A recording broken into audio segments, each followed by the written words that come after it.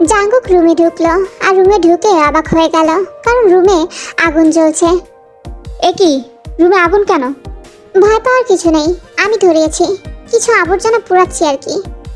Jungkook দেখে বুঝতে পারলো তে কোনো ছবি পোড়াচ্ছে। একটা ছবি সাইডে পড়লো, ছবিটা দেখে জাঙ্কুক বুঝতে পারলো সেটা জেনির ছবি, কিন্তু মুখটা বিকৃত। জাঙ্কুক রুমে চোখ বুলিয়ে দেখলো রুমে একটাও জেনির ছবি নেই। এই এই তোমার সাহস কি করে হয় জেনির ছবি পোড়ানোর? আমার সাহসের প্রমাণ 4 ঘন্টা আগেই পেয়েছেন। এই ছবি পুড়িয়ে কোনো লাভ নেই তে। জেনির ছবি আমার বুকের মধ্যিখানে আঁকা আছে।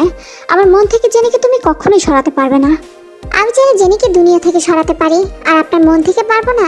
আমি যদি চাইতাম তবে আপনার জেনিকে ছলে বলে কৌশলে আপনার সামনে জঘন্য প্রমাণ করতে পারতাম।